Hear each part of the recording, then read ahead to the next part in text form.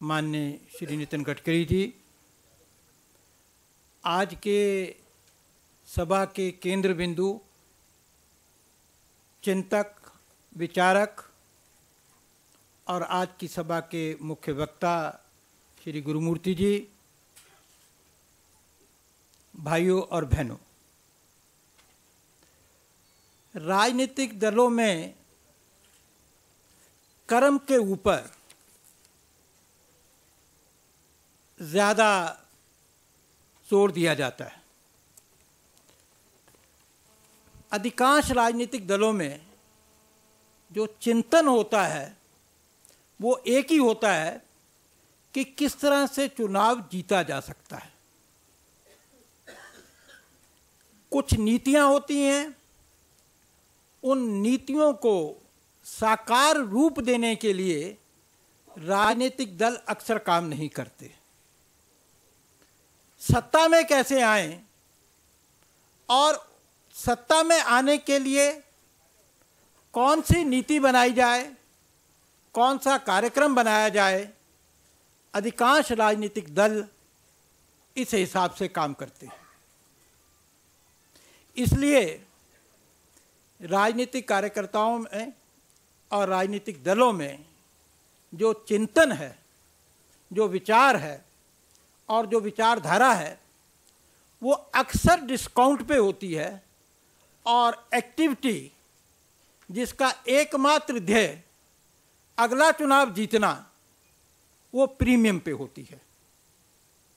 परंतु भारतीय जनता पार्टी ने निर्णय किया कि हम इस प्रवृत्ति को बदलेंगे और भारतीय जनता पार्टी का जन्म और उससे पूर्व जो भारतीय जनसंघ था, उसका जन्म विशेष परिस्थितियों में हुआ और जो जन्म था वो इसलिए नहीं हुआ कि हम अगले चुनाव में सत्ता पा जाएं।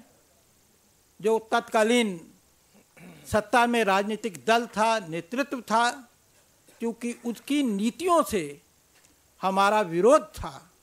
हम मानते थे कि इन नीतियों से भारत कमज़ोर होगा, सशक्त नहीं हो पाएगा और भारत को विश्व में जो स्थान होना चाहिए वो नहीं हो पाएगा। इसके लिए पहले भारतीय जनसंघ और उसी का नया अवतार भारतीय जनता पार्टी का जन्म हुआ। मित्रों, उसी विचार की परंपरा को आगे बढ़ाते हुए इस अध्ययन केंद्र की स्थापना की गई है। और स्वामी विवेकानंद जी का नाम क्यों चुना गया? यूँ तो भारत की संस्कृति बहुत सनातन है और सनातन का अर्थ पुरातन भी है और नित्य प्रतिदिन नूतन भी है। परंतु सदियों की दास्ता के कारण उस विचार पर, उस दर्शन पर एक मिट्टी का आवरण पड़ गया था, धूल का आवरण पड़ गया था। 1893 में विवेकानंद जी ने शिकागो के अंदर 7,000 की अमेरिकी जनता के बीच में भारतीय दर्शन का जो बदली हुई परिस्थिति थी उसका उद्घोष किया। और यूँ कहना चाहिए भारतीय विचार, दर्शन, परंपरा का उस दिन पुनर्जन्म हुआ। और 1925 में विवेकानंद जी के सपनों का जो भारत था, जिसमें कोई व्यक्ति अपने लिए मोक्ष नहीं मांगेगा, सबके लिए मोक्ष मांगेगा, इस तरह के दर्शन का साकार रूप देने के लिए डॉक्टर केशवराम बलीराम हेडगेवार ने राष्ट्रीय स्वयंसेवक संघ की स्थापना की। और हम जानते हैं कि किस तरह से उस एक संगठन से बहुत सारे संगठन जो सेवा के काम में लगे हुए हैं वो आज सक्रिय हैं। मित्रों, हम एक राजनीतिक दल हैं। हमारे सामने तरह तरह के रोज प्रश्न उठते हैं, सामने आते हैं। जैसे अभी डॉक्टर मनमोहन सिंह की सरकार ने रिफॉर्म्स के नाम पर अमेरिका के दबाव में FDI इन रिटेल का निर्णय किया।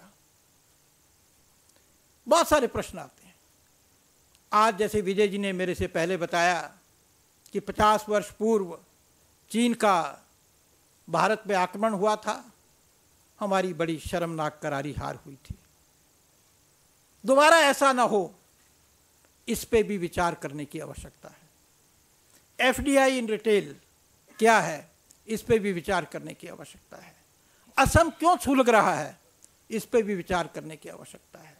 ढेरों विचार आते हैं, और चूंकि हम एक सक्रिय सजग राजनीतिक दल हैं, उन प्रश्नों पे विचार करने के लिए, और विचार भी खुले मन से, ओपन माइंड के साथ, हमारे पास अपनी विचारधारा का प्रसंग तो है ही, एक कंटेक्स्ट तो है ही, उस कंटेक्स्ट के फ्रेमवर्क में हम विचार करते हैं, पर खुले दिल से करते हैं। और उसका आज यहाँ पे उद्घाटन हो रहा है। हम लोग हफ्ते में 10 दिन में 15 दिन में एक बार मिला करेंगे, और किसी न किसी विशेषज्ञ को प्रार्थना करेंगे कि वो तैयारी करके जो भी प्रासंगिक विषय हो उस विषय पे विचार करके आएँ, अध्ययन करके आएँ, और जिससे मुक्त हृदय के साथ हम लोग उस विषय पे विचार करके अपनी राय दे सकें, रख सकें। यही एकमात्र विवेकानंद विचार मंच का लक्ष्य है। और मैं आप सबका इस उद्घाटन सत्र में स्वागत करता हूं। और आज के मुख्य आकर्षण तो गुरुमूर्ति जी हैं, माननीय अडवाणी जी और अध्यक्ष जी हैं। मेरे को इतना ही निवेदन करना था। भारत माता की जय।